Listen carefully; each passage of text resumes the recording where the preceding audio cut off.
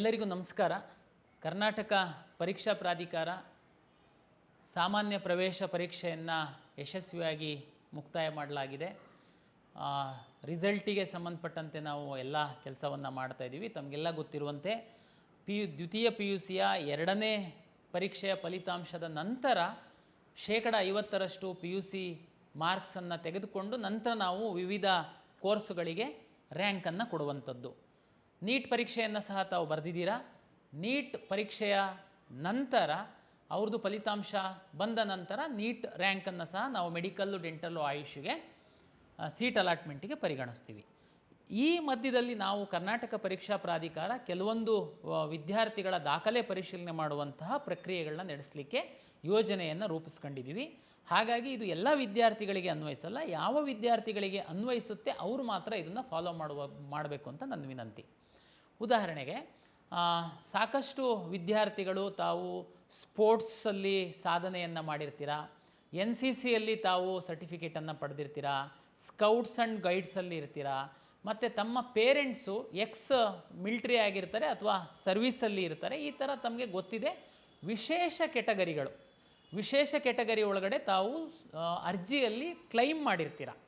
ಅವ್ರುಗಳಿಗೆ ದಾಖಲೆ ಪರಿಶೀಲನೆ ಮಾಡುವಂಥದ್ದಕ್ಕೆ ನಾವು ಈಗ 5ನೇ ತಾರೀಕಿಂದ 14ನೇ ತಾರೀಕಿನವರೆಗೆ ನಾವು ಟೈಮ್ ಟೇಬಲನ್ನು ಕೊಟ್ಟಿದ್ದೀವಿ.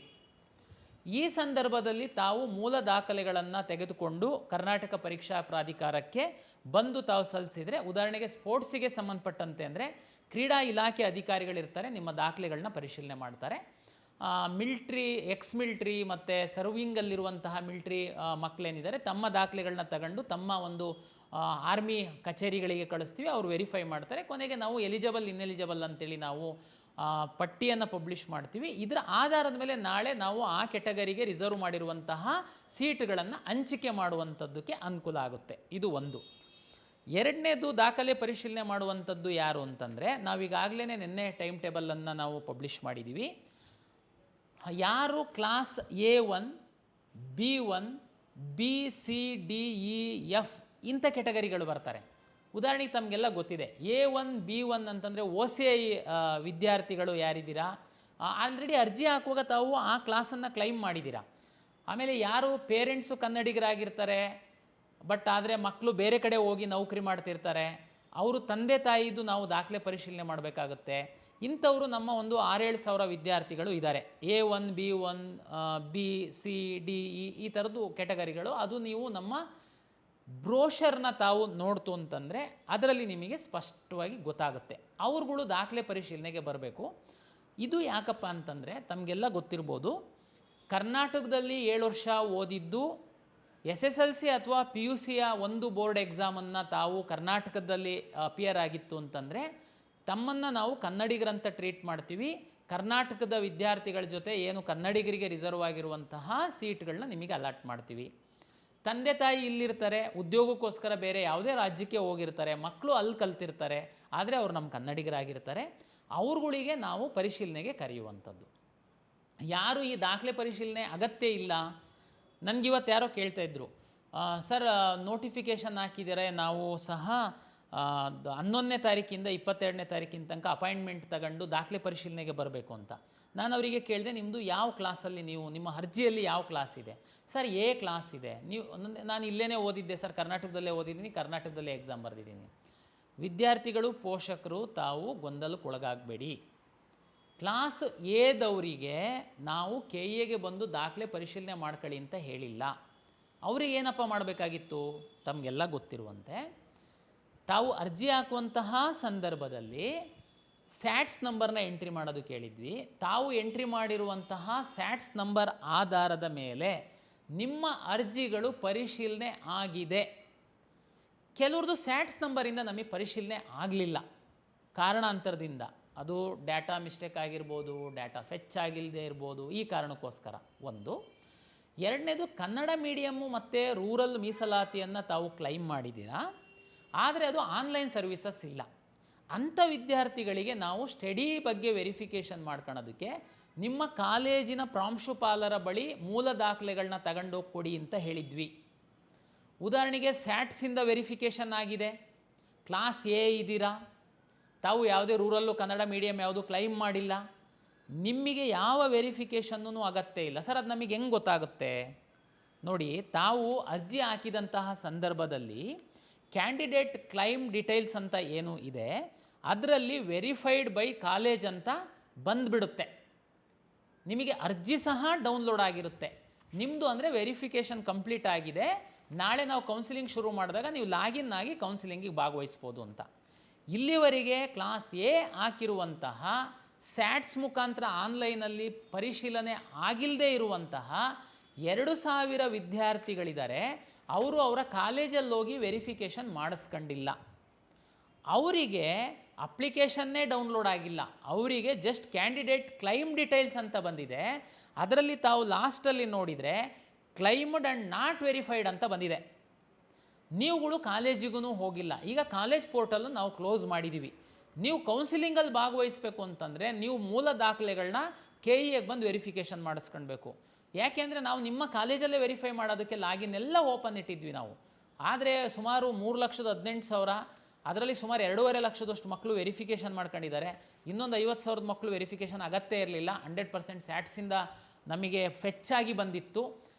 ಹಾಗಾಗಿ ಅವ್ರದ್ದು ಅಗತ್ಯ ಇರಲಿಲ್ಲ. ಒಂದು 2,000 ಮಕ್ಕಳು ನಿಮ್ಮ ಕ್ಯಾಂಡಿಡೇಟ್ ಡೀಟೇಲ್ಸ್ ಏನಿದೆ ಆ ಕಾಪಿ ತೆಗೆದು ನೋಡಿಬಿಡಿ. ಅದರಲ್ಲೇ ನಿಮಗೆ ಲಾಸ್ಟಲ್ಲಿ ಗೊತ್ತಾಗುತ್ತೆ ಕ್ಲೈಮ್ಡ್ ಆ್ಯಂಡ್ ನಾಟ್ ವೆರಿಫೈಡ್ ಅಂತ ಬರ್ತಾ ಇದೆ. ಬಟ್ ಅವ್ರಿಗೆ ನಿಮಗೆ ಕೆಳಗಡೆ ಸಹ ನಾವು ಹೇಳಿದ್ದೀವಿ, ನೋಟಲ್ಲಿ ನಾವು ಕಾಲೇಜಲ್ಲಿ ಹೋಗಿ ವೆರಿಫೈ ಮಾಡಿ. ಆದರೂ ನೀವು ಕಾಲೇಜಿಗೆ ಹೋಗಲಿಲ್ಲ. ಈಗ ನೀವು ಯಾರೋ ಬೆಂಗಳೂರು ಬಂದು ವೆರಿಫೈ ಮಾಡ್ಕೊಳ್ಳಿ. ನಾವು ಎಲ್ಲ ಫೆಸಿಲಿಟೇಟ್ ಮಾಡಿದ್ವಿ, ಬಟ್ ನೀವು ಮಾಡಿಲ್ಲ. ಮತ್ತೆ ಕಾಲೇಜಿಗೆ ಲಾಗಿನ್ ಕೊಡೋದಕ್ಕಾಗಲ್ಲ. ಯಾರು ಕ್ಲಾಸ್ ಎ ಇದೆ, ಅರ್ಜಿ ಡೌನ್ಲೋಡ್ ಆಗಿದೆ, ವೆರಿಫೈ ಆಗಿದೆ, ತಾವು ಎಲ್ಲೂ ಹೋಗುವಂಥ ಅಗತ್ಯ ಇಲ್ಲ. ನಾವು ರಿಸಲ್ಟ್ ಅನೌನ್ಸ್ ಮಾಡಿದ ಮೇಲೆ ಜಸ್ಟ್ ನೀವು ಕೌನ್ಸಿಲಿಂಗಿಗೆ ಭಾಗವಹಿಸುವಂಥದ್ದು. 3ನೇ ಕೆಟಗರಿ, ನೀಟ್ ಪರೀಕ್ಷೆಯನ್ನು ಬರೆದಿದ್ದೀರಾ, KCET ಪರೀಕ್ಷೆಯನ್ನು ತಾವು ಬರೆದಿದ್ದೀರಾ. ನೀಟ್ ಪರೀಕ್ಷೆಯನ್ನು ನ್ಯಾಷನಲ್ ಟೆಸ್ಟಿಂಗ್ ಏಜೆನ್ಸಿಯವರು ಕಂಡಕ್ಟ್ ಮಾಡ್ತಾರೆ. KSET ಪರೀಕ್ಷೆಯನ್ನು ನಾವು KE ಅವರು ಕಂಡಕ್ಟ್ ಮಾಡ್ತೀವಿ. ನಾವು ಮೆಡಿಕಲ್ಲು, ಡೆಂಟಲ್ಲು, ಆಯುಷ್ ಹೊರತುಪಡಿಸಿ ಉಳಿದಂಥ ಎಲ್ಲ ಕೋರ್ಸ್ಗಳಿಗೆ ನಾವು ರ್ಯಾಂಕ್ ಕೊಡ್ತೀವಿ, ಸೀಟ್ ಅಲಾಟ್ ಮಾಡ್ತೀವಿ.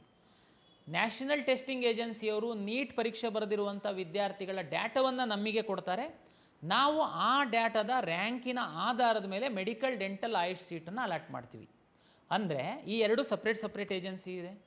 ನೀವು ನೀಟ್ ಪರೀಕ್ಷೆ ಬರೆದಿರೋವಂಥವ್ರದ್ದು ಡೇಟಾ ಎಲ್ಲ MCC ಅವ್ರ ಹತ್ರ, ನ್ಯಾಷನಲ್ ಟೆಸ್ಟಿಂಗ್ ಏಜೆನ್ಸಿಯವ್ರ ಹತ್ರ ಇರುತ್ತೆ. ನಮಗೆ ಹೇಗೆ ಗೊತ್ತಾಗುತ್ತೆ?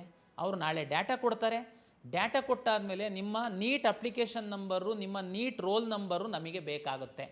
ಅದಕ್ಕೆ ನೀವು CET ಅಪ್ಲಿಕೇಶನ್ನ ಹಾಕಿದ್ದೀರಲ್ವಾ, ನಿಮ್ಮ CET ಹೆಂಗೆ ಆಲ್ ಟಿಕೆಟ್ ಡೌನ್ಲೋಡ್ ಮಾಡ್ಕೊಳ್ಳೋದಕ್ಕೆ ತಾವು ಲಾಗಿನ್ ಆದ್ರಿ, ಆ ರೀತಿ ಲಾಗಿನ್ ಆದರೆ ನಿಮಗೆ ನೀಟ್ ಅಪ್ಲಿಕೇಶನ್ ನಂಬರು ಮತ್ತು ನೀಟ್ ರೋಲ್ ನಂಬರ್ ಅಂತಿದೆ. ತಾವು ದಯಮಾಡಿ ಆ ನಂಬರ್ನ ಎಂಟ್ರಿ ಮಾಡಬೇಕು ಮತ್ತು ನಿಮ್ಮ ನೀಟ್ ಹಾಲ್ ಟಿಕೆಟ್ ಏನಿದೆ ಅದನ್ನು ಅಪ್ಲೋಡ್ ಮಾಡಬೇಕು. ಇದು ಒಂದು ನೀಟ್ ಪರೀಕ್ಷೆ ಬರೆದಿರುವಂತಹ ವಿದ್ಯಾರ್ಥಿಗಳು ಕರ್ನಾಟಕ ಪರೀಕ್ಷಾ ಪ್ರಾಧಿಕಾರದಿಂದ ಮೆಡಿಕಲ್, ಡೆಂಟಲ್, ಆಯುಷ್ ಸೀಟ್ ಪಡೆಯುವಂತಹ ವಿದ್ಯಾರ್ಥಿಗಳು ಇದನ್ನು ಮಾಡಬೇಕು. ನಿಮ್ಮ ನೀಟ್ ಅಪ್ಲಿಕೇಶನ್ ನಂಬರು ಮತ್ತು ನೀಟ್ ರೋಲ್ ನಂಬರ್ನ ನೀವು ನಿಮ್ಮ ಅಪ್ಲಿಕೇಶನ್ ಒಳಗಡೆ ಅಪ್ಲೋಡ್ ಮಾಡಿದರೆ ನೀಟ್ ರಿಸಲ್ಟ್ ಬರ್ತಿದ್ದಂಗೆ ನಮಗೆ MCC ಅವರು, ನ್ಯಾಷನಲ್ ಟೆಸ್ಟಿಂಗ್ ಏಜೆನ್ಸಿಯವರಿಂದ ಇಡೀ ಇಂಡಿಯಾದಲ್ಲಿ ಎಷ್ಟು ಜನ ನೀಟ್ ಎಕ್ಸಾಮ್ ಬರೆದಿದ್ದಾರೆ, ಎಷ್ಟು ಜನ ಎಲಿಜಿಬಲ್ ಆಗಿದ್ದಾರೆ, ಆ ವಿದ್ಯಾರ್ಥಿಗಳ ಡೇಟಾ ನಮಗೆ ಕೊಡ್ತಾರೆ. ಕೊಟ್ಟಂಥ ಸಂದರ್ಭದಲ್ಲಿ ನೀವು ನೀಟ್ ರೋಲ್ ನಂಬರ್ನ ಹಾಕಿರ್ತೀರ, ಅದರ ಆಧಾರದ ಮೇಲೆ ನಾವು ಮ್ಯಾಚ್ ಮಾಡಿ ನಿಮಗೆ ನಿಮ್ಮ ಏನು ವೆರಿಫಿಕೇಷನ್ ಸ್ಲಿಪ್ ಡೌನ್ಲೋಡ್ ಮಾಡ್ಕೊಳ್ಳೋದಕ್ಕೆ ಹೇಳ್ತೀವಿ. ಆವಾಗ ನೀಟ್ ರ್ಯಾಂಕ್ ಸಮೇತ ನಿಮ್ಮ ಒಂದು ಲಾಗಿನ್ನಲ್ಲಿ ಡಿಸ್ಪ್ಲೇ ಆಗುತ್ತೆ.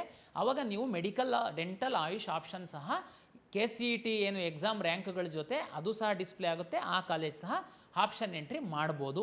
ಇದು ಒಂದು ಪ್ರಕ್ರಿಯೆ. ನೀವು ನೀಟ್ ಎಕ್ಸಾಮ್ ಬರೆದಿರೋದ್ರಿಂದ ತಾವು ದಯಮಾಡಿ ಫ್ರೀ ಇರುವಾಗ ಮುಂದಿನೊಂದು ವಾರ 10 ಡೇಸ್ ಒಳಗಡೆ ಲಾಗಿನ್ ಆಗಿ NEET roll number, NEET application ನಂಬರ್ನ ನಿಮ್ಮ KCET ಅಪ್ಲಿಕೇಶನ್ನಲ್ಲಿ ಎಂಟ್ರಿ ಮಾಡಬೇಕು ಅಂತನ್ನುವಂಥದ್ದು ನೀಟ್ ಪರೀಕ್ಷೆ ಬರೆದಿರೋಂಥ ವಿದ್ಯಾರ್ಥಿಗಳಿಗೆ ಒಂದು ವಿನಂತಿ. ಇದ್ರ ಜೊತೆಗೆ KCET ಅಪ್ಲಿಕೇಶನ್ ಹಾಕುವಂತಹ ಸಂದರ್ಭದಲ್ಲಿ ಬರೀ ನೀಟ್ ಪರೀಕ್ಷೆ ಬರೆಯೋರು ಸಹ ಕರ್ನಾಟಕ ರಾಜ್ಯದಲ್ಲಿ ಮೆಡಿಕಲ್ಲು, ಡೆಂಟಲ್ಲು, ಆಯುಷ್ ಸೀಟನ್ನು ಪಡಿಬೇಕು ಅಂತಂದರೆ ತಾವು KCET ಅಪ್ಲಿಕೇಶನ್ ಹಾಕಬೇಕು. KCET ಎಕ್ಸಾಮ್ ಬರೀಲಿಲ್ಲ ಅಂತಂದ್ರೂ ಪರವಾಗಿಲ್ಲ ಅಂತ ನಾವು ಹೇಳಿದ್ವಿ. ಕೆಲವು ವಿದ್ಯಾರ್ಥಿಗಳು ಹಾಕಿರ್ಬೋದು, ಕೆಲವರು ಹಾಕಿಲ್ಲದೆ ಇರ್ಬೋದು. ಈಗ ಯಾರೋ ನಿಮ್ಮ ಮಗು ಓನ್ಲಿ ನೀಟ್ ಪರೀಕ್ಷೆಯನ್ನು ಬರೆದಿದೆ, ಕರ್ನಾಟಕದ ಮೆಡಿಕಲ್ ಕಾಲೇಜಲ್ಲಿ ಮೆಡಿಕಲ್ಲು, ಡೆಂಟಲ್, ಆಯುಷ್ ಸೀಟ್ ಏನಾದ್ರೂ ಪಡಿಬೇಕು ಅಂತಿದ್ದರೆ ನೀವು ನಮ್ಮಲ್ಲಿ ಅರ್ಜಿ ಹಾಕಬೇಕಾಗುತ್ತೆ. KCET ಅಪ್ಲಿಕೇಶನ್ ಹಾಕಿರುವಂಥವರು ಮತ್ತೊಮ್ಮೆ ಅರ್ಜಿ ಹಾಕುವಂತಹ ಅಗತ್ಯ ಇಲ್ಲ. ನೀವು ಆಲ್ರೆಡಿ ಅರ್ಜಿ ಹಾಕಿದ್ದೀರಾ, ಎಲ್ಲ ಮಾಹಿತಿ ಕೊಟ್ಟಿದ್ದೀರಾ, ಜಸ್ಟ್ ನೀಟ್ ರೋಲ್ ನಂಬರು ಮತ್ತು ನೀಟ್ ಅಪ್ಲಿಕೇಶನ್ ನಂಬರ್ ಹಾಕಿದರೆ ಸಾಕು, ನಿಮ್ಮ ಕೆಲಸ ಮುಗೀತು. KCET ಅಪ್ಲಿಕೇಶನ್ನೇ ಹಾಕಿಲ್ಲ, ಬರೀ ನೀಟ್ ಪರೀಕ್ಷೆಯನ್ನು ಬರೆದಿದ್ದಾರೆ ನಿಮ್ಮ ಮಗು. ನೀವು ಅಪ್ಲಿಕೇಶನ್ ನಮ್ಮಲ್ಲಿ ಹಾಕಬೇಕಾಗುತ್ತೆ. ಅದಕ್ಕೆ ನಾವು ಈಗ ಓಪನ್ ಮಾಡ್ತಾ ಇದ್ದೀವಿ. ದಯಮಾಡಿ ನೀಟು ಪರೀಕ್ಷೆ ಬರೆದಿರುವಂಥವರು KCET KEನಲ್ಲಿ ಲಾಗಿನ್ ಆಗಿಬಿಟ್ಟು ನೀವು ಅಪ್ಲಿಕೇಶನ್ ಹಾಕಿ. ಇಲ್ಲ ಸರ್, ನಮಗೆ ಈ ಮ್ಯಾನೇಜ್ಮೆಂಟ್ ಸೀಟನ್ನು ನಾವು ಬುಕ್ ಮಾಡಿಬಿಟ್ಟಿದ್ದೀವಿ, ಹಂಗಾಗಿ ನಾವೇನು ನಿಮ್ಮ ಥ್ರೂ ಏನು ಹೋಗಲ್ಲ, ನೇರ ಕಾಲೇಜಲ್ಲಿ ಹೋಗಿ ನಾವು ಮಾತಾಡಿ ಬಂದುಬಿಟ್ಟಿದ್ದೀವಿ ಸರ್, ನೇರ ಅಡ್ಮಿಷನ್ ಮಾಡ್ತೀವಿ ಅಂತ ಕೆಲವ್ರು ಏನಾದ್ರೂ ಅಂದ್ಕೊಂಡಿದ್ರೆ ನಿಮ್ಮ ತಪ್ಪು ತಿಳುವಳಿಕೆ. ತಮಗೆಲ್ಲ ಗೊತ್ತಿರಲಿ, 2022 ನಂತರ direct medical, AYUSH, dental direct college admission ಇಲ್ಲ. ನಾನು ಸಾಕಷ್ಟು ಬಾರಿ ಇದನ್ನು ಬೇರೆ ಬೇರೆ ಮಾಧ್ಯಮಗಳ ಮುಖಾಂತರ ತಮಗೆ ತಿಳಿಸಿದ್ದೀನಿ. ಆದರೂ ಕೆಲವು ಪೋಷಕರು ತಪ್ಪು ಮಾಡ್ತಾ ಇದ್ದೀರಾ. ದಯಮಾಡಿ ಅರ್ಥ ಮಾಡ್ಕೊಳ್ಳಿ. ಮೆಡಿಕಲ್, ಡೆಂಟಲ್, ಆಯುಷು 100% ಸೀಟುಗಳು KEಯ ಮುಖಾಂತರನೇ ಅಲಾಟ್ ಆಗುತ್ತೆ ಕರ್ನಾಟಕದಲ್ಲಿ. ಕರ್ನಾಟಕದಲ್ಲಿರುವಂತಹ deemed university medical college, deemed ಕಾಲೇಜ್ಗಳೇನಿದೆ ಮೆಡಿಕಲ್ ಕಾಲೇಜ್ಗಳು, ಅದರಲ್ಲಿ ಸಣ್ಣ ಪೋರ್ಷನ್ ಸೀಟ್ ನಮಗೆ ಕೊಡ್ತಾರೆ, ಉಳಿದಿದ್ದೆಲ್ಲ MCC ಮೂಲಕ ಅಲಾಟ್ ಆಗುತ್ತೆ. ಕರ್ನಾಟಕ ರಾಜ್ಯದಲ್ಲಿರುವಂತಹ ಎಲ್ಲ ಸರ್ಕಾರಿ ಮೆಡಿಕಲ್ ಕಾಲೇಜುಗಳ 15% ಸೀಟ್ ಮಾತ್ರ MCCಯಿಂದ ಅಲಾಟ್ ಆಗುತ್ತೆ, 85% ಸೀಟು KEಯ ಮುಖಾಂತರನೇ ಅಲಾಟ್ ಆಗುತ್ತೆ. ಯಾವುದೇ ಖಾಸಗಿ ಮೆಡಿಕಲ್ ಕಾಲೇಜಲ್ಲಿರುವಂತಹ ಮ್ಯಾನೇಜ್ಮೆಂಟಿನ ಸೀಟುಗಳು ಸಹ ಫೀನ ಅವರು ಕಾಲೇಜವರು ಫಿಕ್ಸ್ ಮಾಡ್ತಾರೆ, ಬಟ್ ಸೀಟ್ ಮಾತ್ರ KEಯ ಮುಖಾಂತರ ಅಲಾಟ್ ಆಗುತ್ತೆ. ತಮ್ಮ ನೀಟ್ ರ್ಯಾಂಕ್ ಆಧರಿಸಿ ಅಲಾಟ್ ಆಗುತ್ತೆ. ತಾವು ಯಾವುದೇ ದುಡ್ಡು ತಗೊಂಡು ಕಾಲೇಜಿಗೆ ಕೊಟ್ಟು ಅಡ್ಮಿಷನ್ ಆಗುವಂಥ ಕಾಲ ಈಗಿಲ್ಲ. ಹಾಗಾಗಿ ಬರೀ ನೀಟ್ ಎಕ್ಸಾಮನ್ನು ಬರೆದು ಮೆಡಿಕಲ್ ಸೀಟ್ ಪಡಿಬೇಕು ಅಂತಿರುವಂತಹ ವಿದ್ಯಾರ್ಥಿಗಳು, ಪೋಷಕರು KCET ಅರ್ಜಿ ಹಾಕಿದರೆ ಸಂತೋಷ. ನೀಟ್ ರಿಜಿಸ್ಟ್ರೇಷನ್ ನಂಬರು ಮತ್ತು ನೀಟ್ ಅಪ್ಲಿಕೇಶನ್ ನಂಬರ್ ಎಂಟ್ರಿ ಮಾಡಿ, ನಿಮ್ಮ ಕೆಲಸ ಮುಗೀತು. ಯಾರು KCET ಅಪ್ಲಿಕೇಶನ್ ಹಾಕಿಲ್ಲ, ಓನ್ಲಿ ನೀಟ್ ಪರೀಕ್ಷೆಗೆ ಅರ್ಜಿ ಹಾಕಿ ನೀಟ್ ಪರೀಕ್ಷೆಯನ್ನು ಬರೆದಿದ್ದೀರಾ, ತಾವು ದಯಮಾಡಿ KEನಲ್ಲಿ ಅಪ್ಲಿಕೇಶನ್ ಹಾಕಿ. ನೀವು ಕನ್ನಡಿಗರಾಗಿತ್ತು ಅಂತಂದರೆ ನಿಮಗೆ ಏನು ಪ್ರೊಸೀಜರ್ ಇದೆ, ನನಗೆ ಹೇಳಿದ್ನಲ್ಲ, ಅಪ್ಲಿಕೇಶನ್ ವೆರಿಫಿಕೇಷನ್ ಮಾಡ್ಕೊಳ್ಳುವಂಥದ್ದು. ಉದಾಹರಣೆಗೆ ನೀವು ಬೇರೆ ರಾಜ್ಯದಲ್ಲಿ ನಿಮ್ಮ ಪೇರೆಂಟ್ಸ್ ಇದ್ದಾರೆ, ನೀವು ಕನ್ನಡಿಗರಾಗಿದ್ದೀರಾ ಅಂತಂದರೆ ನೀವು ಬರೀ ನೀಟಲ್ಲಿ ಪಾರ್ಟಿಸಿಪೇಟ್ ಮಾಡಬೇಕು ಅಂತಂದರೆ ನಿಮಗೆ ಯಾವ ಕ್ಲಾಸು ಅಪ್ಲಿಕೇಬಲ್ ಆಗುತ್ತೆ, ನಮ್ಮ ದಿಕ್ಸೂಚಿ ಪುಸ್ತಕದಲ್ಲಿ ಭಾಳ ಸ್ಪಷ್ಟವಾಗಿ ಬರೆದಿದ್ದೀವಿ, ಅದನ್ನು ಓದಿ ಅಪ್ಲಿಕೇಶನ್ ಹಾಕಿ ನೀವು ಸಹ ಬಂದು ಡಾಕ್ಯುಮೆಂಟ್ ಪರಿಶೀಲನೆ ಮಾಡ್ಕೊಳ್ಬೇಕಾಗುತ್ತೆ. ಇದು ನಾವು ಹಿಂದೆಲ್ಲ ನೀಟ್ ರಿಸಲ್ಟ್ ಬಂದ ಮೇಲೆ ಬಿಡ್ತಾ ಇದ್ವಿ, ಆವಾಗ ತುಂಬ ಟೈಟ್ ಶೆಡ್ಯೂಲ್ ಇರುತ್ತೆ, ನಿಮಗೆ ಓಡಾಡೋದಕ್ಕೆಲ್ಲ ಕಷ್ಟ ಆಗುತ್ತೆ ಅನ್ನೋದಕ್ಕೋಸ್ಕರ ನಾವು ಈಗಲೇ ಆ ಅಪ್ಲಿಕೇಶನ್ ಸಹ ರಿಲೀಸ್ ಮಾಡಿ. ಸರ್, ನಮ್ಮದು ರ್ಯಾಂಕ್ ಎಷ್ಟು ಬರುತ್ತೋ ಗೊತ್ತಿಲ್ಲ, ಎಲಿಜಿಬಲ್ ಆಗ್ತೀವಿ ಅನ್ನೋದು ಗೊತ್ತಿಲ್ಲ, ಅದು ನಿಮಗೆ ಬಿಟ್ಟಿದ್ದು. ಕೆಲವು ಮಕ್ಕಳಿಗೆ ಕಾನ್ಫಿಡೆನ್ಸ್ ಇರುತ್ತೆ, ಕಳೆದ ವರ್ಷದ್ದು ಮಾರ್ಕ್ಸು ರ್ಯಾಂಕ್ ಆಧಾರದ ಮೇಲೆ ಯಾರಿಗೆ ಕಾನ್ಫಿಡೆನ್ಸ್ ಇದೆ ದಯಮಾಡಿ ತಾವು ಅಪ್ಲಿಕೇಶನ್ ಹಾಕಿ. ಅಪ್ಲಿಕೇಶನ್ ಹಾಕಿ ನಿಮ್ಮದು ಎಲಿಜಿಬಲ್ ಆಗಲಿಲ್ಲ ಅಂತಂದ್ರೂ ಏನು ಪ್ರಾಬ್ಲಮ್ ಇಲ್ಲ. ಎಲಿಜಿಬಲ್ ಆಗಲಿಲ್ಲ ಅಂತಂದರೆ ನಿಮ್ಮ ಅಪ್ಲಿಕೇಶನ್ ಡಿಸೇಬಲ್ ಆಗುತ್ತೆ, ಅದು ನಿಮಗೆ ಏನು ನಾವು ತೋರಿಸೋದೇನೇ ಇಲ್ಲ. ಯಾರು ಎಲಿಜಿಬಲ್ ಆಗ್ತಾರೆ ಅವರಿಗೆ ಮಾತ್ರ ಕೌನ್ಸಿಲಿಂಗಲ್ಲಿ ಭಾಗವಹಿಸೋದಕ್ಕೆ ನಾವು ಅವಕಾಶ ಮಾಡಿಕೊಡ್ತೀವಿ. ಈಗ ಫಲಿತಾಂಶ ಬರುವವರೆಗಿನ ಈ ಒಂದು ಪ್ರಕ್ರಿಯೆಗಳನ್ನ ನಾನು ತಮಗೆ ಹೇಳಿದ್ದೀನಿ. ದ್ವಿತೀಯ PUCಯ ದ್ವಿತೀಯ ಪರೀಕ್ಷೆಯ ಫಲಿತಾಂಶದ ನಂತರ ಅವರು ನಮಗೆ ಡಾಟಾವನ್ನು ಹ್ಯಾಂಡ್ ಓವರ್ ಮಾಡಿದ ಮೇಲೆ ನಾವು ಎಲ್ಲ ಪ್ರಕ್ರಿಯೆ ಮಾಡೋದಕ್ಕೆ ಒಂದು 3-4 ಡೇಸ್ ಬೇಕಾಗುತ್ತೆ. ಆಮೇಲೆ ನಮ್ಮ ಒಂದು CET ಫಲಿತಾಂಶವನ್ನು ನಾವು ಪ್ರಕಟ ಮಾಡ್ತೀವಿ. ಇದು ನಮ್ಮ ಕಡೆಯಿಂದ ತಮಗೆ ಇನ್ನೊಂದು ಪಾಯಿಂಟ್ ಮರ್ತಿದ್ದೆ ನಾನು, ಏನಂತಂದರೆ ಕೆಲವು ಬೇರೆ ರಾಜ್ಯದಲ್ಲಿ ವಿದ್ಯಾರ್ಥಿಗಳು PUCಯನ್ನು ತಾವು ಮಾಡಿದ್ದೀರಾ. ತಮಗೆಲ್ಲ ಗೊತ್ತಿದೆ, CBSE, ICSE ಮತ್ತು ಕರ್ನಾಟಕ ಸ್ಟೇಟ್ ಬೋರ್ಡ್ದೇನಿದೆ, ನಾವು ಆನ್ಲೈನಲ್ಲಿ ಡಾಟಾ ತಗೊಳ್ತೀವಿ.